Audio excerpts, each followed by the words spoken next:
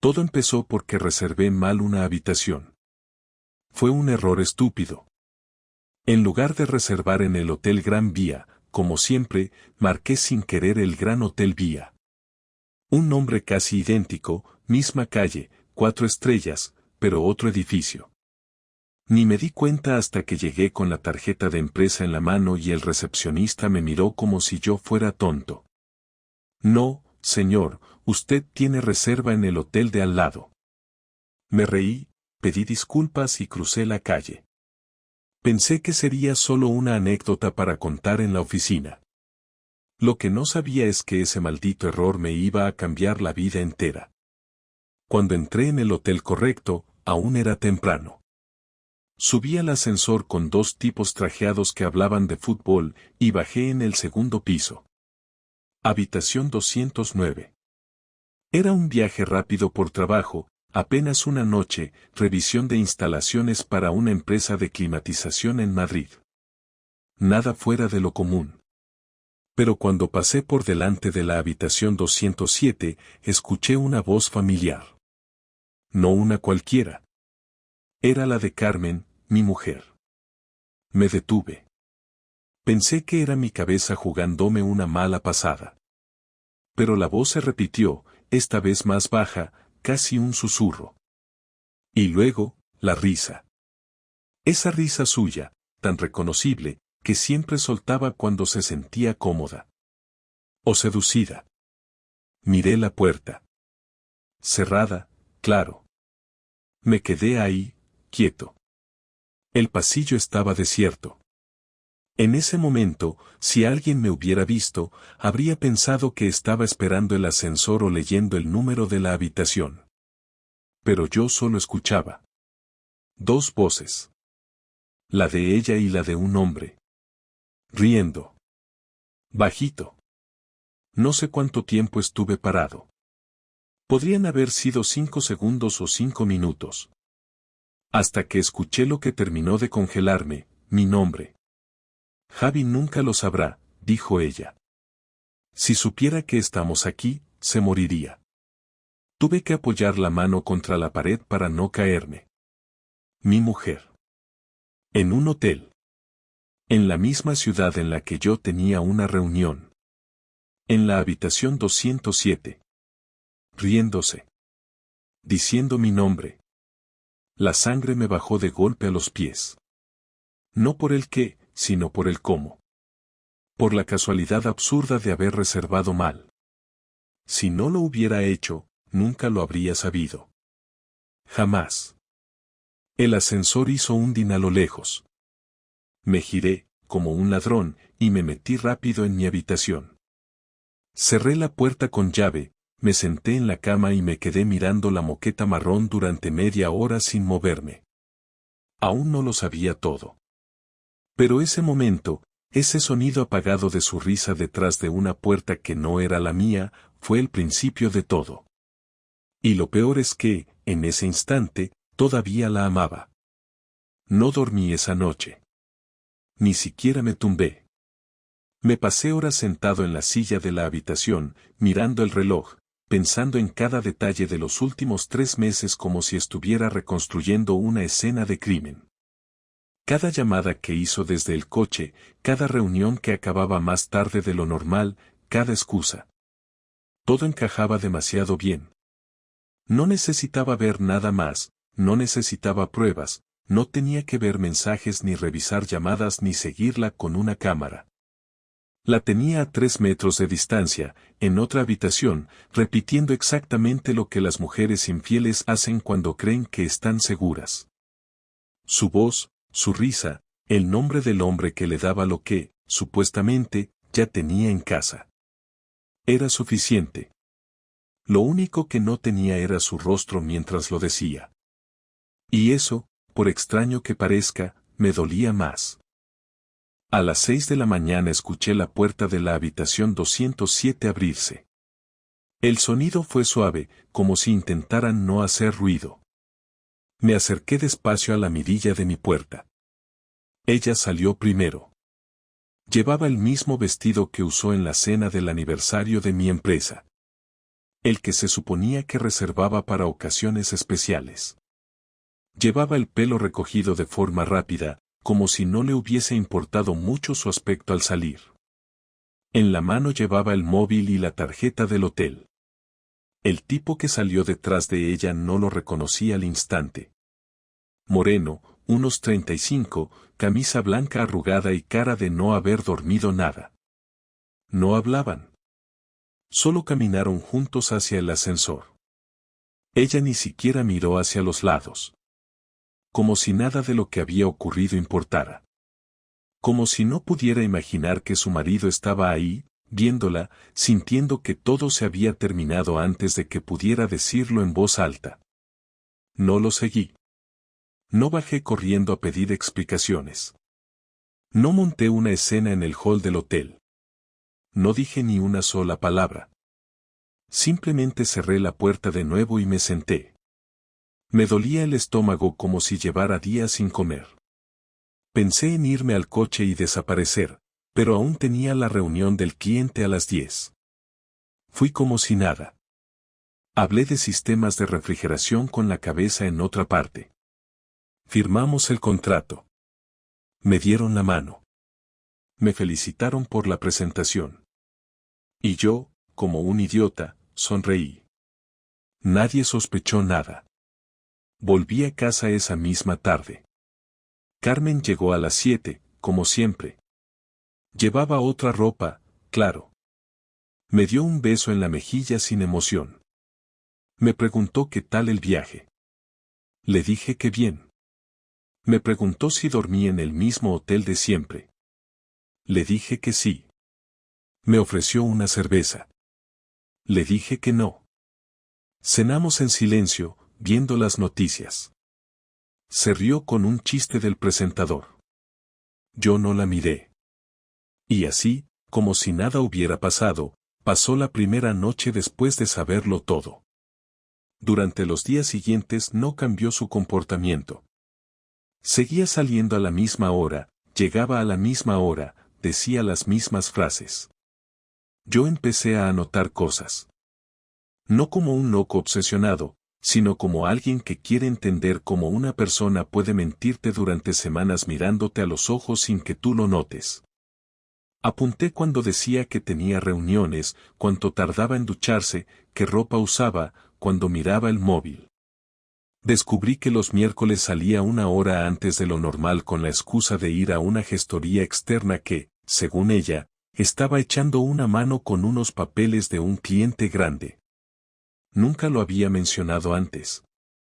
También noté que cada vez que sonaba una notificación en su móvil, lo ponía en silencio inmediatamente y lo guardaba. Nunca respondía delante de mí. Empecé a dejarle preguntas abiertas, cosas simples, para ver si caía en alguna contradicción. ¿Cómo fue con el cliente del miércoles? ¿Qué cliente? El de la gestoría externa. Dijiste que era un tema gordo. Ah, sí, bueno, aún no hemos avanzado mucho. Está todo muy parado. Cada vez que mentía, bajaba la mirada por medio segundo. No mucho. Lo justo. Lo hacía desde siempre. Años atrás, lo usaba cuando decía que se había comprado un vestido barato pero realmente costaba el doble. Lo hacía cuando cancelaba un plan con mis amigos diciendo que tenía dolor de cabeza, pero en realidad no quería ir porque le caían mal. Pequeñas mentiras.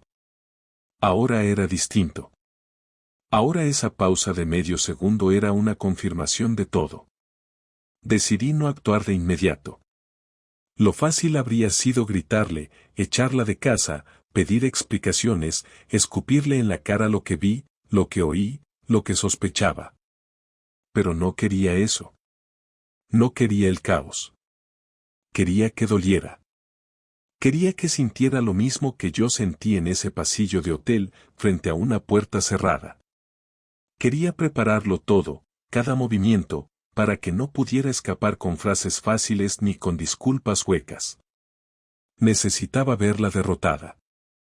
Pero para eso tenía que esperar el momento exacto. Lo primero que hice fue revisar nuestras cuentas bancarias. Descubrí que había retirado 500 euros en efectivo 2 veces en el mismo mes. No era común. Carmen era de las que pagaba todo con tarjeta. Guardaba los tickets. Hacía balances semanales. No había ni un recibo de ese dinero. Lo segundo fue comprobar los extractos del Hotel Gran Vía y del Gran Hotel Vía. Confirmé la reserva. Confirmé que la habitación 207 era una doble. Confirmé que fue pagada con efectivo. La rabia ya no era rabia. Era otra cosa. Una calma seca, como si la parte de mí que la quería se hubiera apagado. Pero no del todo. Aún la necesitaba para la siguiente parte. Y eso vendría pronto. Una semana después de aquel viaje a Madrid, Carmen volvió a mencionar que el miércoles tendría que salir antes de la oficina. Esta vez ni siquiera se molestó en darme detalles. Simplemente dijo que tenía cosas del trabajo, sin explicar mucho. Fue ese mismo día que decidí actuar. Me tomé el día libre en el trabajo sin decirle nada. Me levanté como siempre, me vestí, desayuné con ella y me despedí con un beso en la frente, igual que todos los días, pero en vez de ir a la nave industrial donde trabajaba, me quedé en el coche, esperando que ella saliera. La seguí desde el portal sin que lo notara. Llevaba su bolso grande, uno de esos que solo usa cuando va a estar fuera muchas horas, y vestía de forma más arreglada de lo normal, como si fuera a una reunión importante, aunque ese tipo de atuendo no coincidía con su rutina real. Subió a su coche, y yo detrás, manteniendo la distancia justa para no levantar sospechas. El trayecto duró apenas 15 minutos, hasta un hotel en las afueras. No fue el mismo de Madrid, era otro, uno más discreto, de esos que tienen pocas plazas de aparcamiento y ventanas con cortinas gruesas. Aparcó, bajó y caminó con seguridad hacia la entrada, sin mirar atrás. Minutos después, el mismo tipo que vi en Madrid se acercó desde el otro extremo del parking y entró por la misma puerta. No necesitaba más. Volví a casa. No porque no quisiera enfrentarla, sino porque ya tenía lo que buscaba, certeza. Ya no había posibilidad de error.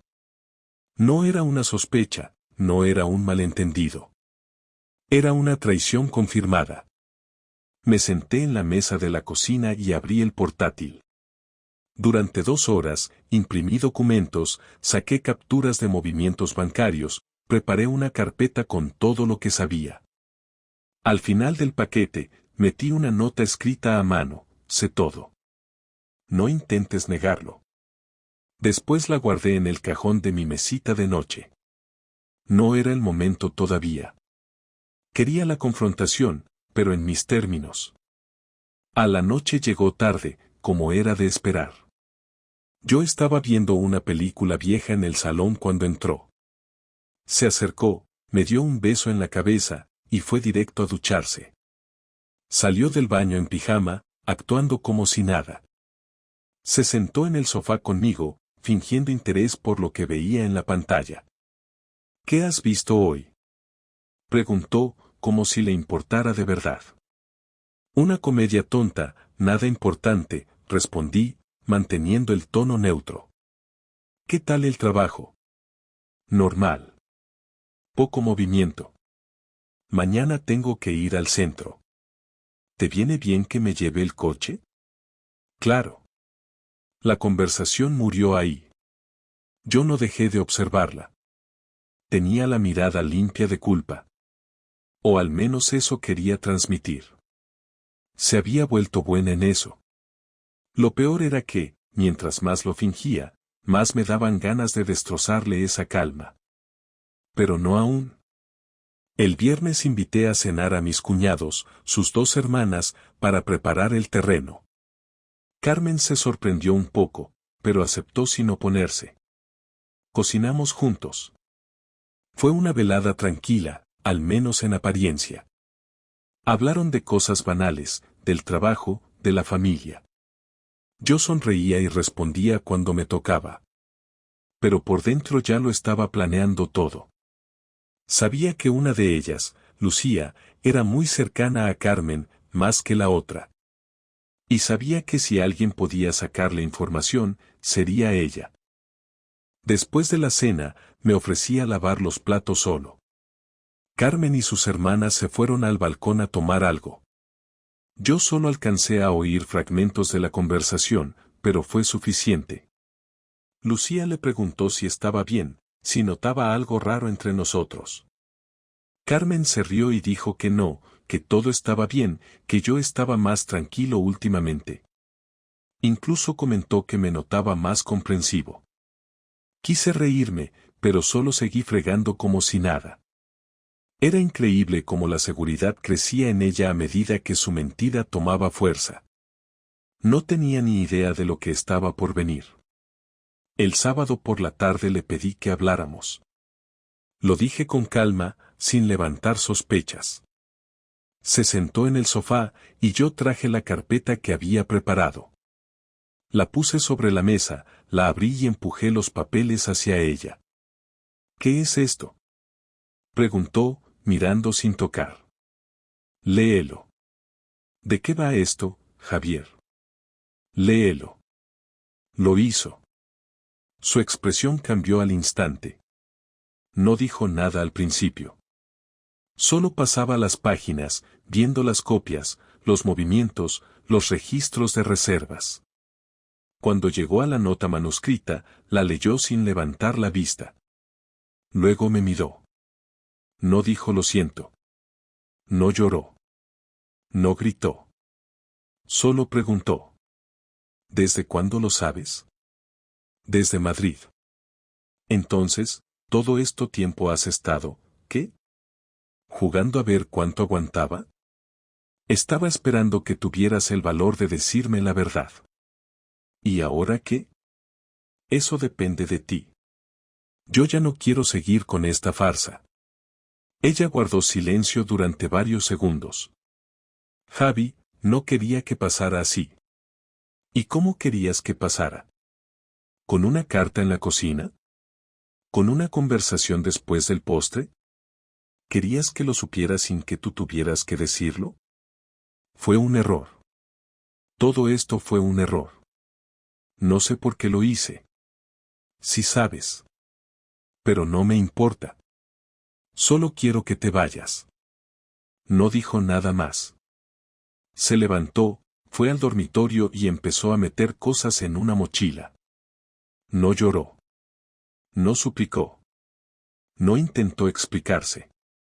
Esa parte me sorprendió. Pensé que habría resistencia, negación, manipulación. Pero no. Solo resignación. Como si supiera que ya no tenía nada que decir que pudiera salvarlo. Cuando salió por la puerta, me quedé de pie en el pasillo. La miré bajar las escaleras, y cuando cerró el portal, me senté en el suelo. El silencio fue lo único que quedó. Esa noche no dormí. Me quedé en la cama sin apagar la luz, mirando al techo, repasando lo que había pasado y lo que tenía que hacer a continuación. No estaba triste, no estaba llorando ni destrozado. Eso ya lo había pasado en Madrid, solo que nadie lo supo. Lo que sentía ahora era otra cosa. Frialdad. Orden. Una lista mental que tenía que cumplir punto por punto. El primer paso había sido la confrontación. El segundo, la limpieza total. Y el tercero, la venganza. Pero no una venganza teatral ni impulsiva. Quería que le doliera donde más le importaba. Quería que perdiera más de lo que pensaba que podía perder. Y para eso había que planificar. A la mañana siguiente fui directo al despacho del abogado que me recomendaron hace años cuando hicimos la hipoteca. Era un tipo serio, metódico, con cara de no tragarse ni una excusa. Me recibió sin preguntas y cuando le dije que quería iniciar los trámites de divorcio, simplemente sacó una carpeta, me pidió los datos y empezó a rellenar todo con rapidez. Cuando llegamos al tema económico, le expliqué que no solo quería divorciarme, quería dejarla fuera de todo lo que habíamos construido juntos. Él me miró con atención, sin decir nada, y me pidió pruebas. Le entregué la carpeta con todo lo que había reunido. No necesitaba explicarle mucho. Él mismo fue leyendo y tomando nota. Cerró la carpeta y asintió. Con esto, podemos presionar fuerte. Si se niega a firmar lo que proponemos, tenemos todo para llevarlo a juicio y dejarla en desventaja. No quiero que tenga derecho ni al coche, le dije. Lo podemos intentar, pero lo más fuerte es lo de la pensión. Con estas pruebas, podemos bloquearla si se demuestra infidelidad y uso de fondos comunes para sostener esa relación. Perfecto. Hágalo. Al salir de allí, fui directo al banco. Teníamos una cuenta conjunta que usábamos para los gastos de la casa.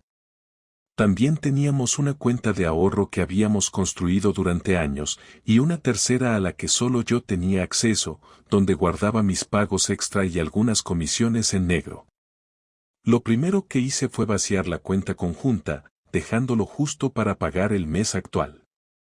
Luego fui a la cuenta de ahorro y retiré la mitad exacta, el 50% que me correspondía. Lo pasé todo a mi cuenta privada. Cerré las tarjetas adicionales a su nombre. Cancelé las domiciliaciones que no fueran esenciales. Notifiqué a la empresa de suministros que no se hiciera ningún cargo nuevo sin mi firma. Todo eso lo hice en un solo día. Después me dirigí a la oficina de su gestoría. Sabía que ella no estaba, era domingo y el edificio estaba cerrado, pero eso no importaba. Lo que necesitaba era ubicar el sitio y comprobar la dirección. Desde el coche, tomé unas fotos del local y me aseguré de que, si llegaba el momento de involucrar a su jefe, tuviera una imagen clara de dónde y cómo se movía. No tenía intención de hacer escándalos, pero si ella me enfrentaba en el acuerdo del divorcio, no pensaba dejar ninguna bala sin disparar. Esa noche envié un mensaje a sus padres. Nada largo, nada dramático. Solo dije que Carmen y yo estábamos en proceso de divorcio por una situación que no deseaba detallar, pero que estaba dispuesto a hablar con ellos si lo consideraban necesario. Me respondieron una hora más tarde. Su madre, fría, educada, sin emoción alguna, escribió que lo sentían mucho y que esperaban que las cosas se resolvieran de forma civilizada. No me sorprendió. Siempre me había parecido que esa mujer no quería a nadie, ni siquiera a su hija. El lunes por la mañana recibí el mensaje que estaba esperando. Carmen me preguntó si podía pasar por la casa a buscar ropa y documentos.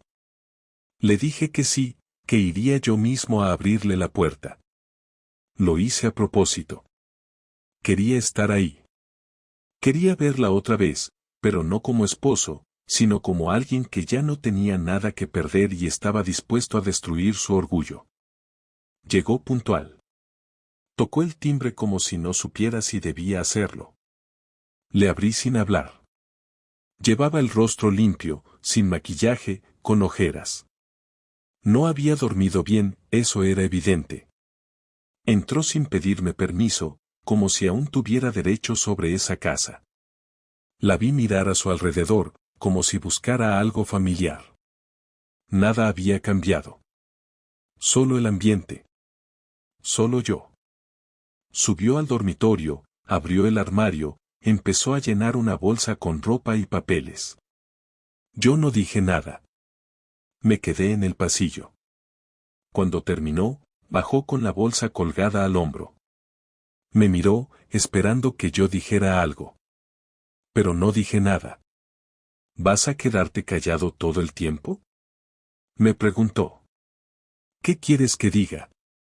No lo sé. Algo. Lo que sea. Esto no puede acabar así. Esto ya acabó.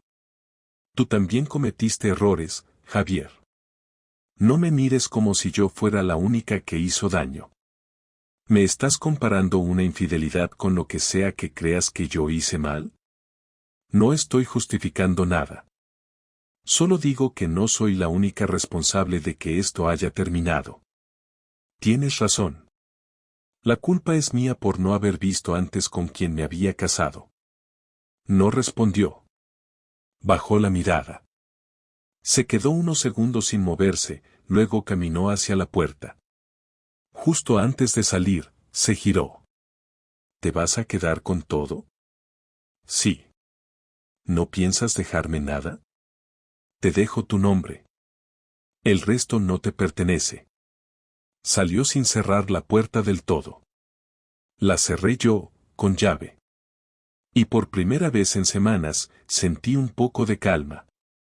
Pasaron 4 días sin ningún tipo de contacto.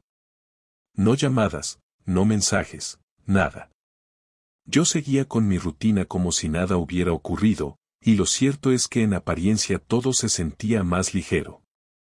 No tener que fingir, no tener que convivir con alguien que escondía tanto detrás de cada gesto, era como quitarse un peso de encima que no sabía que llevaba. Sin embargo, esa calma superficial no significaba que las cosas estuvieran cerradas. Aún faltaba una conversación, la última, la que no era sobre pruebas ni dinero ni abogados, sino sobre lo que realmente pasó, sobre lo que significó, sobre qué se hacía con los restos de todo eso. Fue ella quien pidió hablar. Me escribió un mensaje breve: necesito cerrar esto bien. No quiero terminar así. Dudé en responder. No por miedo, sino porque no sabía si valía la pena. Pero accedí. Le dije que podía venir esa misma tarde. Que la esperaría a las 6. A esa hora exacta tocó el timbre. No traía bolsa, no traía documentos, no venía con excusas.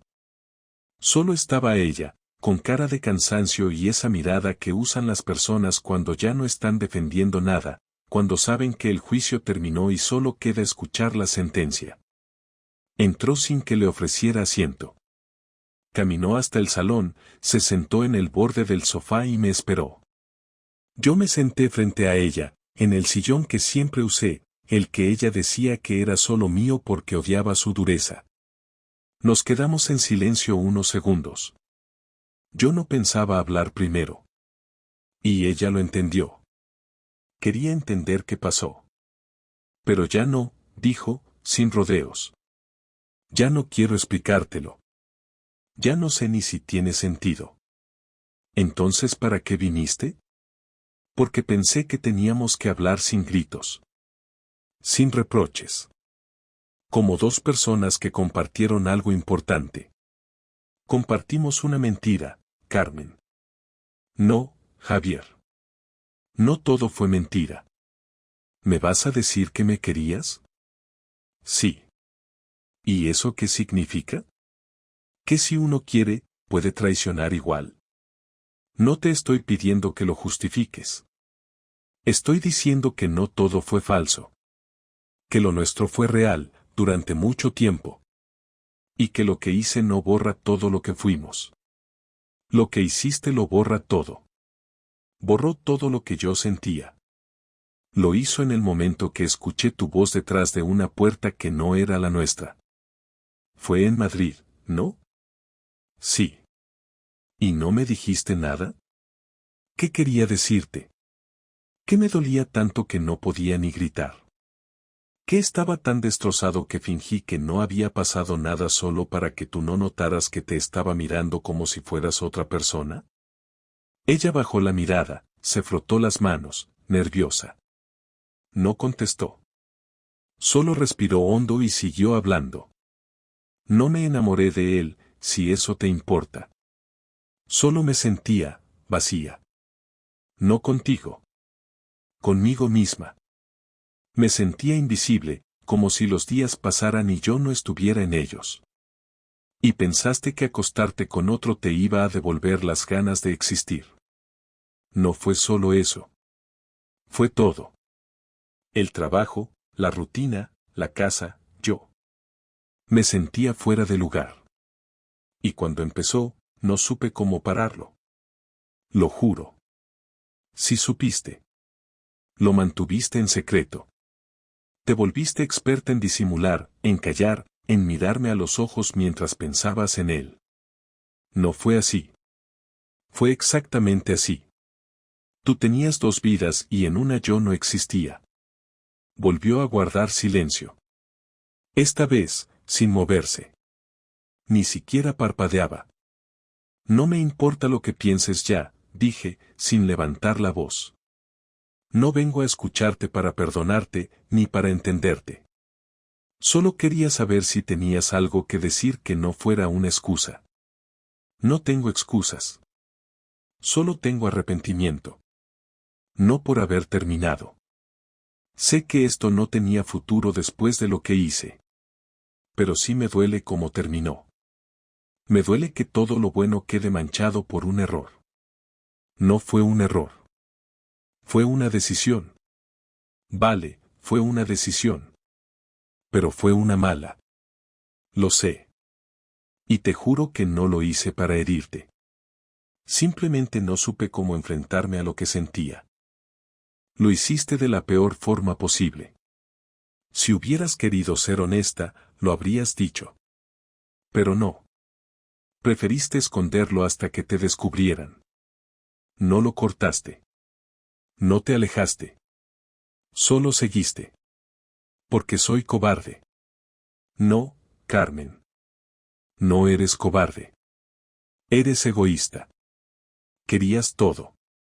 Querías tu aventura, tu secreto, y también la seguridad de esta casa, de mi cariño, de no estar sola. Puede ser. No voy a discutir eso. ¿Entonces? Entonces nada. Solo vine a decirte que no voy a pelear por nada. Ni por el coche, ni por el dinero, ni por la casa. No me interesa. Solo quiero que sepas que me duele. Que me arrepiento. No sé si me alivia o me da igual. Solo quería que lo supieras. Nos quedamos callados. Ella se levantó. Caminó hacia la puerta y se detuvo con la mano en el picaporte. Gracias por escucharme. Aunque no lo merezca. No lo mereces. Asintió, abrió y salió. Esta vez, cerró la puerta sin hacer ruido. Me quedé sentado en el mismo lugar. No sentía paz. Tampoco sentía rabia. Era como si todo lo que tenía que sentir ya se hubiera gastado. Y eso, en el fondo, era lo más triste. Una semana después de aquella conversación, firmamos los papeles del divorcio en la notaría. Fue rápido. Ella no discutió nada, no pidió ningún cambio, no cuestionó ni una sola línea. Llevó su propio bolígrafo, firmó con tranquilidad y agradeció al notario como si estuviera renovando el DNI. Yo no dije nada durante todo el proceso. Solo observé, asentí cuando tocaba y firmé cuando fue mi turno. Al salir, me fui por una calle diferente a la suya. No nos despedimos. No hicimos ni el intento de un gesto amable. Solo cruzamos una última mirada antes de separarnos. Ya no quedaba nada que necesitara explicarse.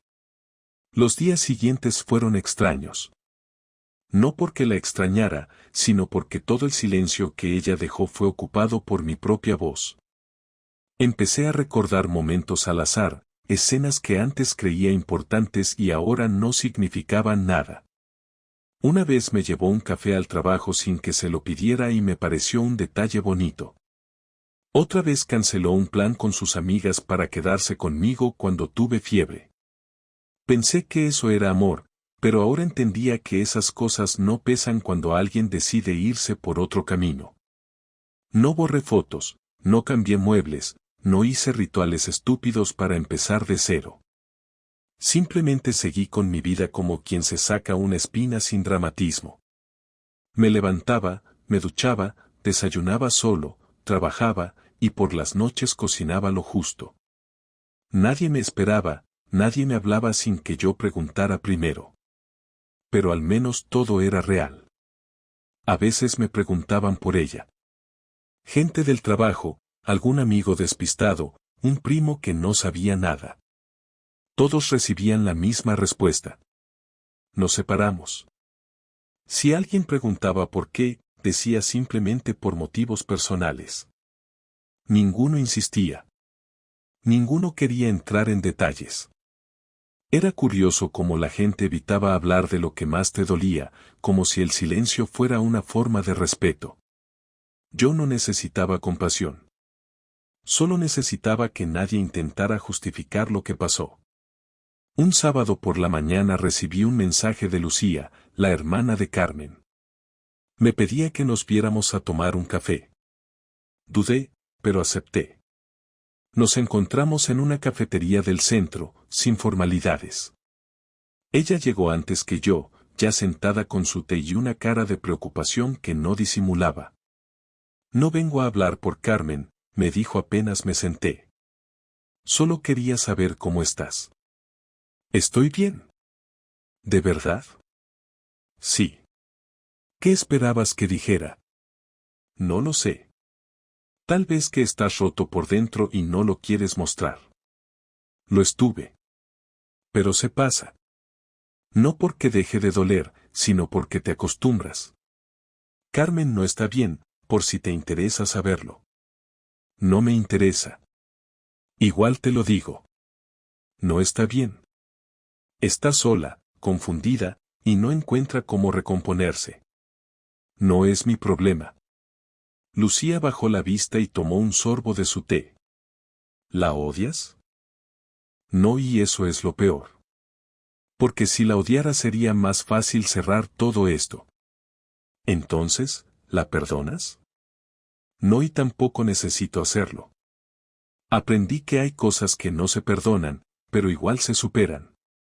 No tengo que cargar con eso toda la vida. Ella asintió despacio. Siempre pensé que ustedes iban a durar toda la vida. Parecían estables. Lo éramos. Hasta que uno dejó de respetar lo que teníamos. Pagamos la cuenta y nos fuimos sin más conversación. No volvimos a escribirnos. Con el paso de los días, me di cuenta de algo importante. Yo no era una víctima.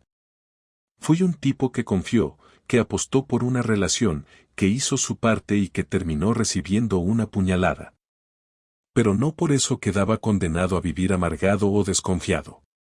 No iba a convertirme en alguien frío, ni iba a desconfiar de todo el mundo.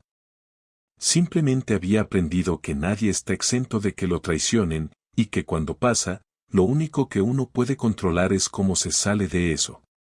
Yo elegí salir caminando, no arrastrándome. Un mes después me mudé de piso. No por necesidad, sino porque quería espacios nuevos. El lugar anterior ya no me representaba. Encontré un apartamento más pequeño, pero cómodo, cerca del trabajo. Lo amueblé a mi gusto, sin pensar en qué opinaría otra persona. Puse un escritorio junto a la ventana y una cafetera nueva que usaba cada mañana mientras veía a los vecinos correr al metro. Volví a leer. Volví a escuchar música sin interrupciones. No necesitaba justificar mis tiempos, ni mis gastos, ni mis silencios. Una tarde me encontré con Carmen en la calle. Fue rápido, en una zona comercial, ambos caminando en sentidos opuestos. Nos miramos, pero ninguno frenó el paso. Solo un cruce de ojos, sin palabras, sin sonrisas. Yo no sentí nada. Ni rencor, ni tristeza, ni pena. Solo fue una persona que había conocido. Alguien con quien compartí años, pero que ahora era parte del pasado. Como un antiguo compañero de colegio que ya no reconoces del todo. Si algo aprendí de todo esto es que uno nunca termina de conocer a quien tiene al lado. Que confiar no es garantía de nada, pero tampoco debe ser motivo de vergüenza. No me arrepiento de haber confiado. Me arrepentiría si me hubiera quedado. Me arrepentiría si lo hubiera perdonado solo para no estar solo. Ahora duermo tranquilo. Sin tener que imaginar a mi pareja en una habitación de hotel con otro. Sin esperar explicaciones que nunca llegan. Y sobre todo, sin tener que fingir que todo está bien cuando no lo está. No sé si voy a enamorarme de nuevo. No sé si quiero. Pero si pasa, no será por necesidad. Será porque decido compartir, no porque me falte algo. Esta historia terminó. Y aunque no tenga final feliz, al menos terminó con la verdad sobre la mesa. Y eso, para mí, es suficiente.